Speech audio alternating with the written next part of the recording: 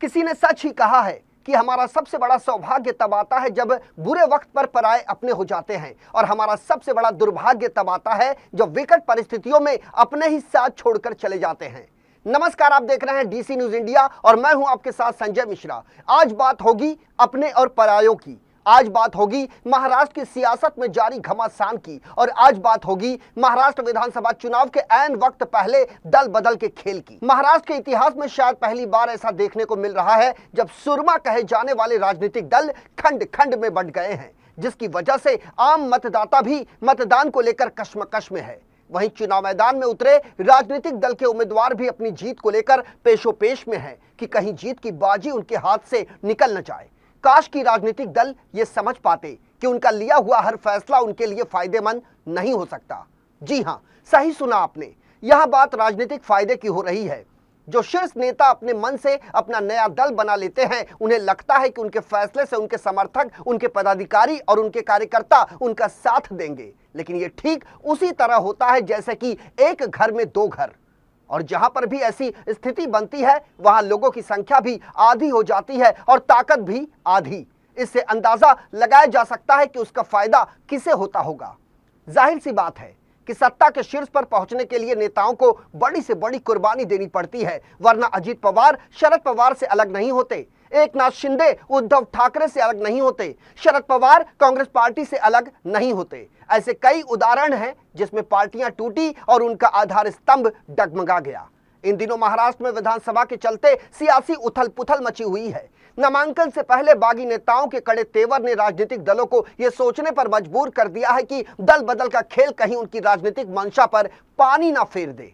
एक बड़ा उदाहरण है मुंबई का बोरीवली विधानसभा क्षेत्र, जहां मौजूदा विधायक सुनील राणे को भारतीय जनता पार्टी ने टिकट नहीं दिया। इसके बाद उत्तर मुंबई लोकसभा क्षेत्र के पूर्व एमपी गोपाल शेट्टी ये सोच रहे थे कि अपनी परमानेंट सीट पर जो कुर्बानी देकर उन्होंने पीयूष गोयल को लोकसभा पहुंचाया, उसके बदले पार्टी उन्हें विधानसभा चुनाव लड़ने का मौका जरूर देगी, लेकिन ऐसा हो न सका। बीजेपी ने वेटिंग लिस्ट में खड़े संजय उपाध्याय को बोरीवली विधानसभा चुनाव क्षेत्र में अपना उम्मीदवार घोषित कर दिया है, जिसका नतीजा ये निकला कि गोपाल शेट्टी रुष्ट हो गए और उन्होंने बतौर अपक्ष उम्मीदवार अपना नामांकन भर दिया। जिसके बाद बोरीवली विधानसभा क्षेत्र में भारतीय जनता पार्टी दो खेमों में बंट गई।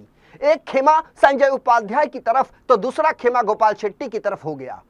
प्रतिद्वंदिता की आग ऐसी भड़की कि प्रतिशोध की भावना लिए दोनों खेमों के कार्यकर्ता और स्थानीय नेता नामांकन दाखिल करने के दौरान आमने सामने आ गए। दोनों ही तरफ से शोर शराबा हुआ, दोनों ही तरफ से जमकर नारेबाजी हुई। इन तस्वीरों को जरा गौर से देखिए। इन्हें देखने के बाद शायद आप यकीन नहीं कर पाएंगे कि जो लोग एकजुट होकर भारतीय जनता पार्टी के लिए काम किया करते थे, वो अलग होकर एक दूसरे के खिलाफ हो गए हैं। भारतीय जनता पार्टी ने कभी कल्पना तक नहीं की होगी कि जो नेता उनका कई दशकों से उनके साथ कंधे से कंधा मिलाकर चल रहा है, वो एक दिन बगावत पर उतर जाएगा। वैसे आपको बता दें कि बोरीवली के विधायक कभी भारतीय जनता पार्टी के दिग्गज नेता विनोद तावड़े हुआ करते थे। यहां तक कि वे महाराष्ट्र सरकार के कैबिनेट मंत्री भी बनाए गए थे, लेकिन खेमेबाजी के चलते विनोद तावड़े का न सिर्फ मंत्री पद चला गया, बल्कि दूसरी बार पार्टी ने उन्हें बोरीवली विधानसभा क्षेत्र से चुनावी टिकट भी नहीं दिया। इसी तरह शिंदे गुट की शिवसेना में सब कुछ ठीक ठाक नहीं चल रहा। हाल ही में मुंबई पुलिस के पूर्व एनकाउंटर स्पेशलिस्ट प्रदीप शर्मा की पत्नी स्वीकृति ने भव्य काफिले के साथ शक्ति प्रदर्शन करते हुए शिंदे गुट के शिवसेना की सदस्यता ली थी, जिन्हें पूरा यकीन था कि पार्टी उन्हें अंधेरी पूर्व विधानसभा क्षेत्र से चुनावी टिकट देगी, जिसकी उन्होंने और पीएस फाउंडेशन के हजारों कार्यकर्ताओं ने बकायदा तैयारी भी कर रखी थी। लेकिन पार्टी ने अंधेरी पूर्व विधानसभा क्षेत्र महायुति की सहयोगी पार्टी बीजेपी को दे दिया, जिससे प्रदीप शर्मा की पत्नी को निराशा का सामना करना पड़ा और उन्होंने भी मतदाताओं की डिमांड पर बतौर अपक्ष उम्मीदवार अपना नामांकन भर दिया। इस दौरान अंधेरी की सड़कों पर मानो जनसैलाब उमड़ आया हो। इस बात का यह साफ संकेत दे रहा था कि अंधेरी पूर्व की सीट जीतना किसी भी राजनीतिक दल के लिए इतना आसान नहीं होगा। वहीं बात करें माहिम विधानसभा सीट की, जहां के दिग्गज नेता कहे जाने वाले सदा सरवणकर की चुनाव लड़ने की दिली इच्छा थी, लेकिन पार्टी से टिकट न मिलने पर सदा सरवणकर नाराज हो गए और निर्दलीय चुनाव लड़ने की बात पर अड़ गए, जिससे शिंदे गुट की शिवसेना को आघात पहुंचा। इसी तरह से पालघर सीट से मौजूदा विधायक श्रीनिवास वनगा को बहुत ज्यादा उम्मीदें थी कि उद्धव ठाकरे से बगावत करने वाले एकनाथ शिंदे का उन्होंने ऐसे समय में साथ दिया था जब उन्हें सबसे ज्यादा जरूरत थी, इसलिए उन्हें शिंदे कभी निराश नहीं करेंगे। लेकिन हुआ इसका ठीक उल्टा। श्रीनिवास वनगा को टिकट न देकर शिंदे गुट की शिवसेना ने राजेंद्र गावित को महायुति की तरफ से उम्मीदवार घोषित कर दिया। गावित के नाम की घोषणा होते ही वनगा को ऐसे लगा मानो उनका सब कुछ बर्बाद हो गया, जिससे वो फूट फूट कर रोने लगे और इसका वीडियो सोशल मीडिया पर लगातार वायरल हो रहा है। वे अपना मोबाइल बंद करके अज्ञातवास में चले गए। पत्नी सुमन वनगा मीडिया के कैमरे के सामने ये कहकर रोने लगी कि उनके पति के साथ धोखा हुआ है।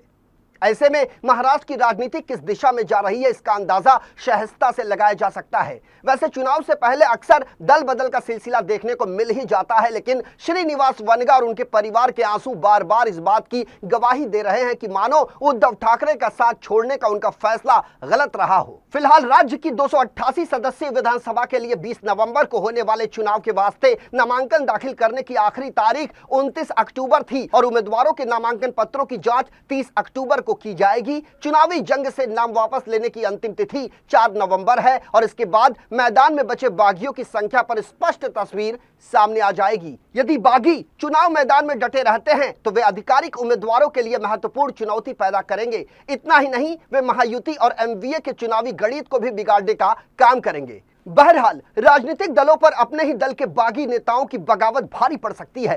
टिकट न मिलने पर महाराष्ट्र विधानसभा चुनाव में कूदने वाले बागी महायुति और विपक्षी महाविकास आघाड़ी के लिए सिरदर्द बन चुके हैं, लेकिन कोई भी राजनीतिक दल चाहकर भी कुछ नहीं कर सकते, क्योंकि अब पछताए तो क्या जब चिड़िया चूक गई खेत।